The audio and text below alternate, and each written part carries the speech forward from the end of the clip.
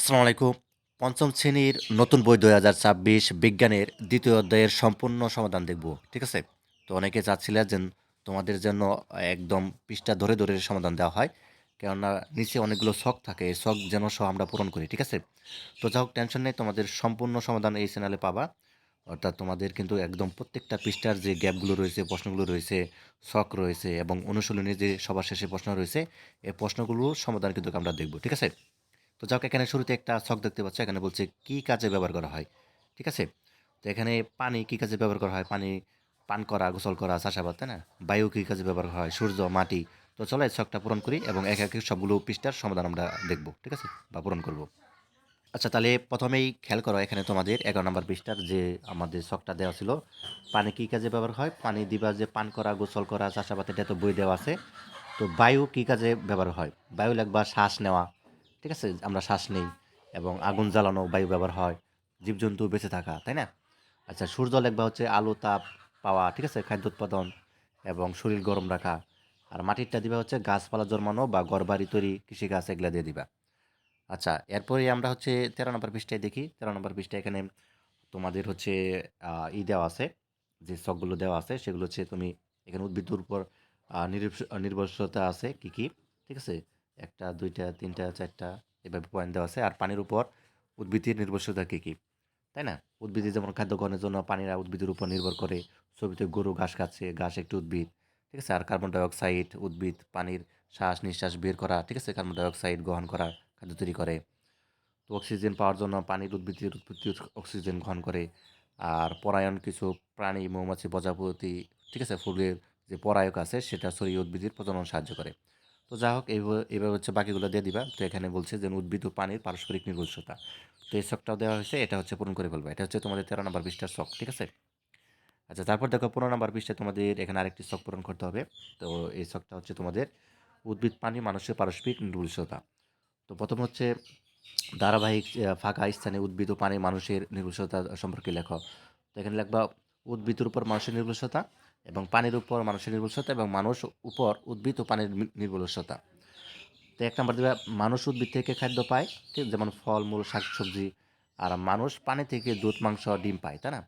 আর এখানে লিখবা মানুষ এবং পরাগায়নে সাহায্য করে, যেমন কৃষক চাষাবাদের মাধ্যমে উদ্ভিদের বিস্তার ঘটায়। আচ্ছা, উদ্ভিদ অক্সিজেন দেয় যা মানুষকে শ্বাস নেওয়ার জন্য প্রয়োজন হয়। আর পশু শক্তি হিসাবে গরু মহিষ কৃষিকাজে সাহায্য করে। আর এখান থেকে মানুষ চাষাবাদ করে উদ্ভিদের সংখ্যা বাড়ায়, ফলে উদ্ভিদ উপকৃত হয়। ঠিক আছে? তো বাকিগুলো হচ্ছে দিয়ে দিবা। আচ্ছা, তারপর দেখো এখানে তোমাদের হচ্ছে 17 নম্বর পেজের একটা ছক আছে। এই ছকটা পূরণ করতে হবে। সবুজ শ্যাওলা লাইনে লিখবা, খায় এখানে লিখবা, এখানে ছোট মাছ লিখবা, এখানে খায় লিখবা, বড় মাছ খায় এবং মানুষ। ঠিক আছে? এই ছকটা হচ্ছে এইভাবে হচ্ছে পূরণ করে ফেলবা। এটা খাদ্য শৃঙ্খলা ও খাদ্য জালের ছক। ঠিক আছে? তো এইভাবে হচ্ছে দিয়ে দিবা। সবুজ শ্যাওলা খায়, ছোট মাছ খায় এবং বড় মাছ খায়।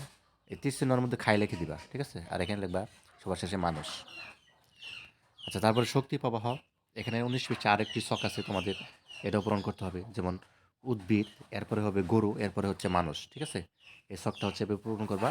আর শক্তি প্রবাহ এখানে যা দেওয়া আছে এইগুলো হচ্ছে লিখে নেবা। ঠিক আছে? এটা হচ্ছে 19 নম্বর পৃষ্ঠার ছক, এটা হচ্ছে এভাবে দিয়ে দিবা। আচ্ছা, এরপরে হচ্ছে তোমাদের 20 নম্বর পৃষ্ঠায় আরেকটি ছক আছে, সেটা হচ্ছে পরিবেশের সকল উপাদানের ভারসাম্য রক্ষায় প্রয়োজনীয়তা। ঠিক আছে? তো এটা হচ্ছে তোমাদের 20 নম্বর পেজের ছক। তো এখানে লাগবে হচ্ছে খড় দেখা দিতে পারে, জীববৈচিত্র্য নষ্ট হবে, অনেক পানির বেঁচে থাকা কঠিন হয়ে পড়বে এবং ফসল উৎপাদন কমে যাবে। আর পানির মানুষের রোগবালাই বাড়বে, নদী খাল পুকুরের পানি শুকিয়ে যাবে। আর মাঝখানে হচ্ছে কি আছে, পরিবেশের তাপমাত্রা অনেক বেড়ে গেলে কী কী ক্ষতি হবে আর কি। তো এই ছকটা হচ্ছে এইভাবে হচ্ছে পূরণ করে ফেলবা। ঠিক আছে?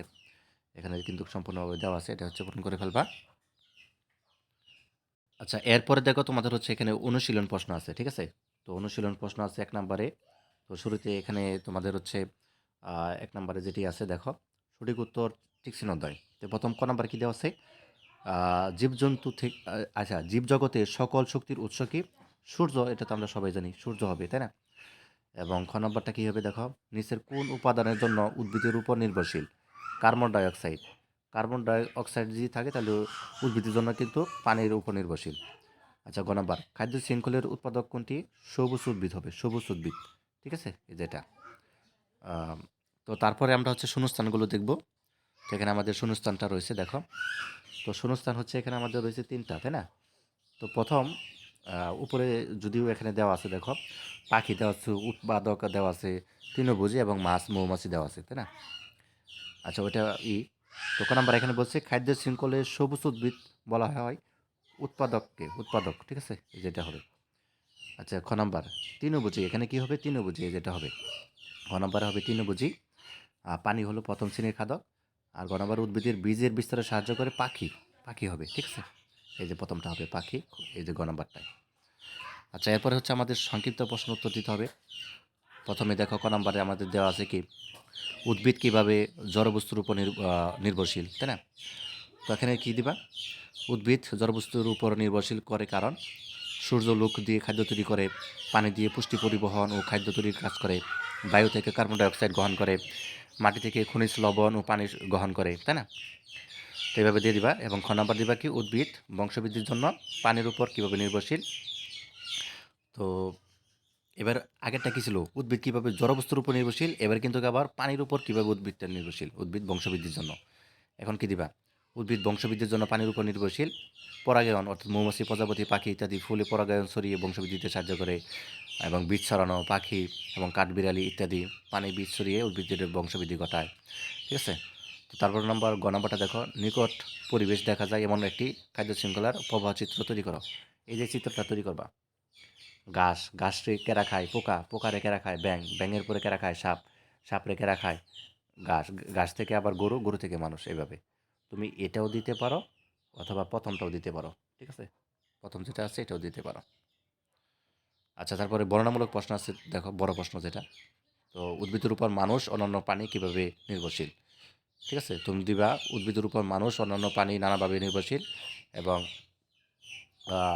উদ্ভিদ পৃথিবীর সকল জীবের জন্য অক্সিজেন প্রদান উৎস, এবং মানুষ ও প্রাণীর শ্বাস নেওয়ার জন্য যে অক্সিজেন ব্যবহার করে উদ্ভিদ তা উৎপাদন করে, এবং উদ্ভিদ খাদ্যেরও প্রধান উৎস, ঠিক আছে। খাদ্যেরও প্রধান উৎস কী করে, এবং ফল, শাকসবজি, তারপর যে শস্যদানা, ডাল, এসব মানুষ সরাসরি উদ্ভিদ থেকে পায়। এছাড়া আবার অনেক প্রাণী উদ্ভিদ খেয়ে বেঁচে থাকে, ফলে প্রাণীদের টিকে থাকার জন্য উদ্ভিদ অপরিহার্য। তুমি এই পর্যন্ত দিতে পারো, ঠিক আছে। যদি কঠিন মনে হয় এই পর্যন্ত দিতে পারো।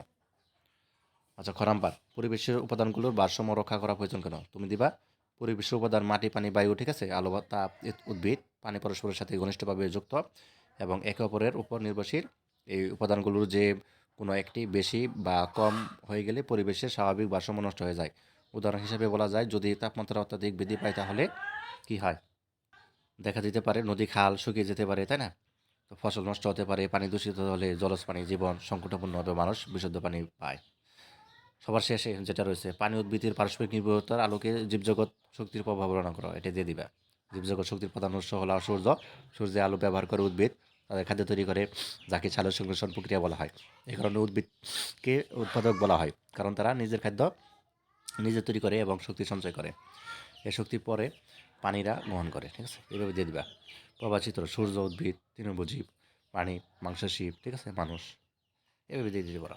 তো এই ছিল আজকের ক্লাস। ধন্যবাদ সবাইকে। অবশ্যই চ্যানেলটি আর জাতীয় চ্যানেলটি সাবস্ক্রাইব করে রাখো। তোমাদের ইংরেজি, বাংলা, গণিত, ঠিক আছে, তারপর বাংলাদেশ ও বিশ্ব পরিচয় সব কিছু কিন্তু সমাধানের চ্যানেলে দেওয়া হচ্ছে। সবাই দেখো।